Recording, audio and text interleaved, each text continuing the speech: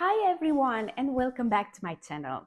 I'm so happy to have you here. Today we have such an exciting subject to talk about.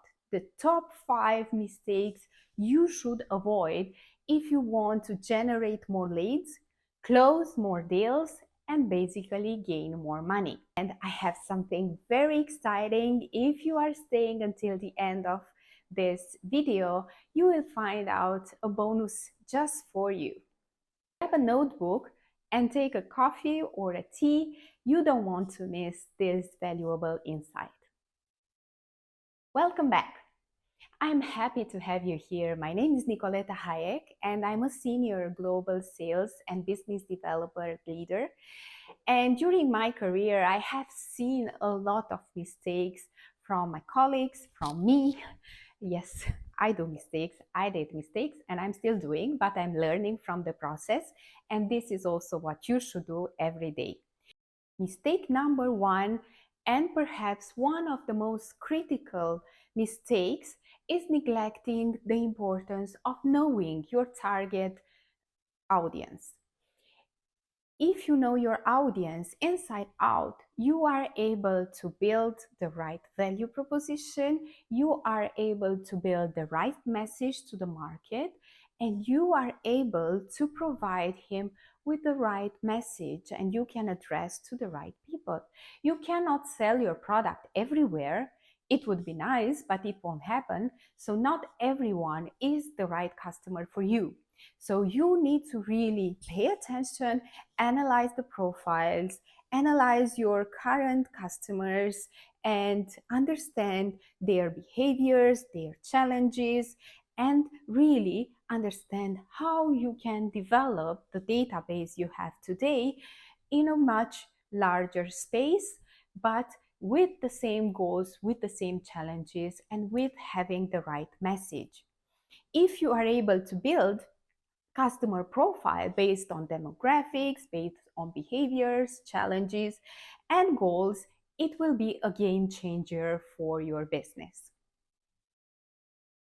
Mistake number 2 is not being able to really make a rapport with your customers, not really being able to build a strong relationship. When I started my business, I thought that, okay, I will be able to close all the deals only with having a great pitch.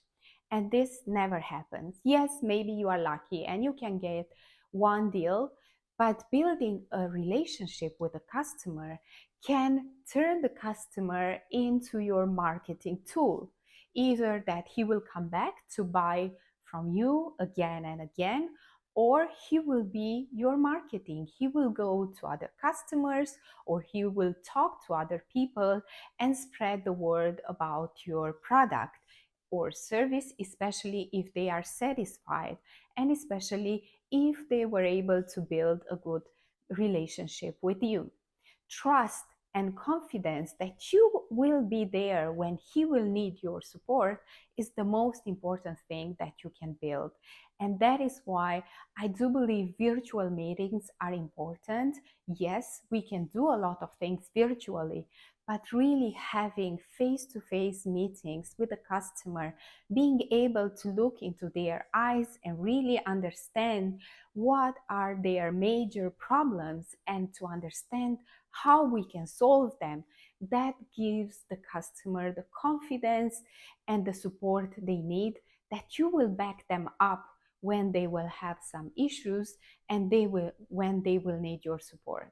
And that really will create a big difference compared to any competitor or any discounts that they will get, because a sale is not about only the price, it's about the package that you are able to offer to the customer.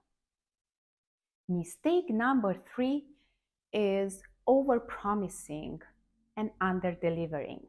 What that means is that I've seen during my career so many people talking during the meetings that they can do this, they can do that. And basically afterwards, after the meeting is done, you understand that you cannot provide all the features that you were saying that you will be able to provide. You will not be able to provide the payment terms what they were asking. You will not be able to provide the discounts that they are asking.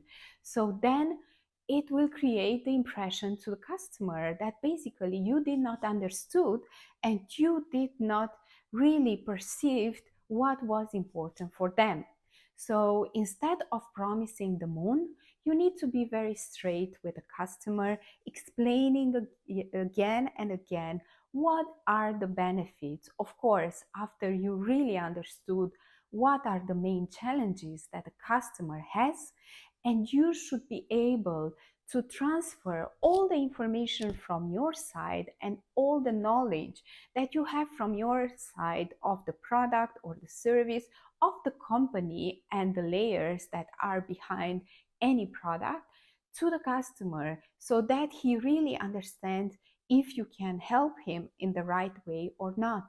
It's so much better to create and build your relationship based on trust and on fairness and on truth than promising them the moon and then not being able to deliver or under deliver, and then he will be disappointed. You don't want to have a disappointed customer. A disappointed customer is your worst marketing. Okay, so now we are getting to the real point. If you are doing mistake number 4, which means that you are building a weak value proposition, then you have very low chances to close any deal. So how can you do that? Well, you can build a value proposition that doesn't speak to your customer. If you really did not make a lot of open questions to your customer, you really don't understand which are the main challenges and the pain points that the customer have, it's very tough and very difficult for you to be able to build the right value proposition.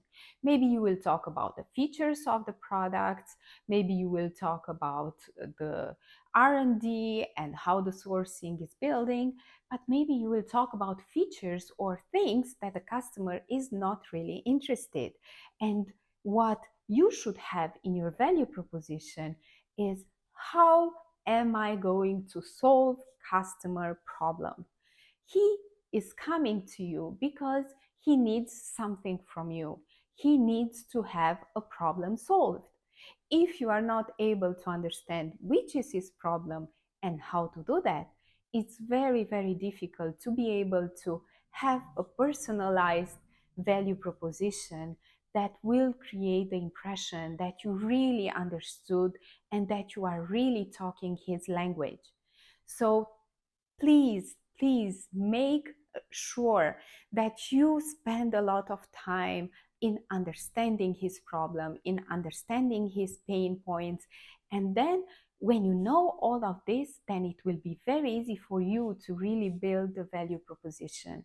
And then no competitor will be able to make the same service, because the difference between you and him is that you really understood what is needed from the customer. So that is your ace, and you should be able to close the deal afterwards very easy. Mistake number 5. So you had several meetings with your customer showed interest, but then everything stopped. So what is the problem? Well, the problem is that you basically made the mistake number 5, not following up.